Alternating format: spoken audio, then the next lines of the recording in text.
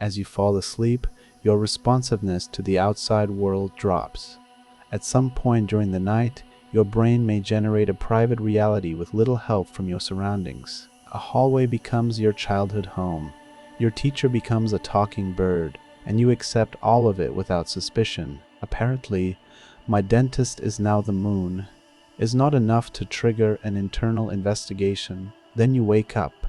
For a few seconds, the story remains. Faces, rooms, a feeling you cannot name. But while you reach for your phone, it begins to dissolve. An experience that felt real becomes almost impossible to retrieve. We call this dreaming. Giving it a name does not make it less strange. Why does a sleeping brain generate an immersive private world? Why does it ignore logic? And if the experience feels so important, why are we so bad at remembering it? Science does not have one accepted explanation for why we dream, but it has learned something just as interesting. Dreaming is not a single switch that turns on during one stage of sleep. It is a changing form of conscious experience, and studying it has transformed what we think a sleeping brain is doing. For much of history, sleep looked like an absence. The body became still, the eyes closed, and the mind seemed to leave the building. Then, in the early 1950s, graduate student Eugene Azarinsky noticed something odd while recording sleepers in Nathaniel Kleitman's laboratory. At certain times, their closed eyes moved rapidly. The periods returned regularly, and awakenings around them often produced vivid dream reports. This helped establish rapid eye movement, or REM sleep. During REM, brain activity becomes relatively activated. Breathing and heart rate may grow less regular. The eyes dart beneath the lids, and most skeletal muscles are strongly inhibited. Your brain can produce panic, conversation, or flight, while your body is largely prevented from performing it. But REM is not simply dream mode. People awakened from REM often report vivid, emotional stories. Yet dreams are also reported after non-REM sleep. REM and dreaming overlap. They are not identical. Sleep stages are physiological states measured through brain waves, eye movements, and muscle tone. A dream is a reported experience reconstructed after waking. That makes dream research unusually difficult. Much of the evidence is trapped inside the witness. So what changes when a dream appears? Not one magical dream center. Dreaming emerges from activity distributed across the brain. In one major experiment, researchers repeatedly woke sleeping participants and asked whether they had been experiencing anything just before the alarm. High-density EEG showed that dream reports during both REM and non-REM sleep were associated with reduced slow-wave activity across posterior cortical regions. Faster activity in these regions also related to content, such as faces, movement, and spatial settings. Researchers sometimes call this a posterior cortical hot zone. It is not a storage locker where dreams live. In these experiments, activity in posterior regions helped distinguish awakenings followed by a reported experience from awakenings followed by no reported experience. Imaging studies of REM sleep often find increased activity in regions involved in visual imagery and emotion, alongside altered activity in parts of executive control networks. That pattern is compatible with vivid, emotionally convincing dreams, but it does not explain them on its own. But these are correlates, not a complete explanation. Brain measurements can identify patterns associated with dream reports. They cannot play an ordinary dream back like a video file. The promise that scientists can already download your dreams in high definition remains considerably ahead of the evidence. Dreams rarely begin from nothing. They borrow a recent conversation, an old apartment, a forgotten face, and an unrelated fear can be stitched into one scene. Memory is not stored as a perfect recording. Remembering is reconstructive, and during sleep fragments of recent and remote experience can be reactivated and reorganized. A dream may contain recognizable pieces without preserving the original event. Imagine giving an editor thousands of unlabeled clips, removing the continuity notes, and demanding a movie before morning. The cast is real, but the plot has been assembled by someone who considers gravity optional. This does not prove that dreams exist to remix memories. Sleep supports learning and memory, but the role of the conscious dream story is debated. It may be part of the processing, a byproduct, or a narrative assembled while other work occurs. Sleep helps process memory is well supported. This exact dream about a flooded supermarket repaired your childhood trauma is not a conclusion neuroscience can responsibly make. There are several serious ideas about what dreaming may do, and none has won the argument. One family of hypotheses links dreams to memory consolidation.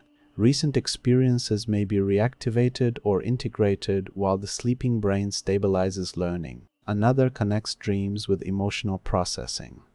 Threat simulation theory proposes that dreams sometimes rehearse dangerous situations. But these are hypotheses about dreaming, not proof that every dream performs a useful job. Sleep clearly supports memory and is involved in emotional processing.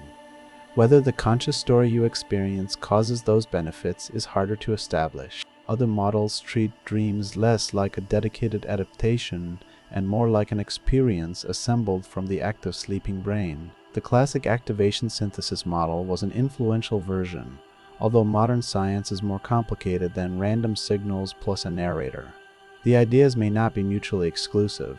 Different dreams and different sleep stages may involve different processes. The safest conclusion is neither dreams are meaningless, nor every dream is a coded message. Dreams are biologically real experiences whose exact functions remain unsettled. During vivid REM dreams, brainstem circuits strongly reduce activity in most skeletal muscles. Breathing continues, the eyes move, and small twitches can break through, but large voluntary movements are suppressed. When this boundary fails in one direction, a person may physically act out dreams, as in REM sleep behavior disorder. When REM-like atonia briefly persists into waking consciousness, sleep paralysis can leave someone aware but unable to move. Some episodes also include vivid hallucinations or a powerful sense that someone is in the room. Accounts from many cultures have attributed the experience to spirits, witches, demons, or creatures pressing on the chest. The experience is real. A supernatural visitor is not required. An occasional episode is usually brief, though recurrent or concerning symptoms deserve medical advice. Now the second mystery: if a dream can terrify us, why can breakfast erase it? An intense experience does not automatically become a durable memory. Encoding and retrieval depend on attention, brain state, and what happens next. Dreams occur while memory systems and neuromodulators operate differently from waking life. If you wake briefly, do not rehearse the dream and replace it with alarms, messages, and plans. The fragile memory may disappear. In one PET study, frequent dream recallers showed higher activity than low recallers in medial prefrontal and temporoparietal regions during parts of sleep and wakefulness. The result was correlational, but it fits the idea that brief awakenings and attention to internal experience affect what can be recalled. There is intriguing animal evidence for active forgetting. In mice, experimentally activating REM-active melanin, concentrating hormone neurons impaired retention of hippocampus-dependent memories, while inhibiting them improved retention. But mice cannot tell us whether they forgot a dream about missing an exam. This is evidence for sleep-related memory regulation, not proof that human brains deliberately delete dreams. Dream forgetting probably reflects several processes: weak encoding, little rehearsal, interference after waking, and perhaps active memory regulation. If you want to remember one, rehearse it before checking your phone and write down one or two details. Rehearsal improves the odds that a fragile memory will survive. Dream research usually has to wait until the experience is over and ask for a report. Lucid dreams offer a loophole. The dreamer realizes they are dreaming while the dream continues. Scientists can verify lucidity using prearranged eye movements. The eyes still move during REM sleep, so a dreamer can send a signal from inside the experiment. In a 2021 multi-laboratory study, a small subset of participants in verified REM sleep perceived researchers' questions, performed simple calculations, and returned correctly decoded answers through eye movements or small facial muscle signals. The exchanges were intermittent, but they showed that limited two-way communication is possible.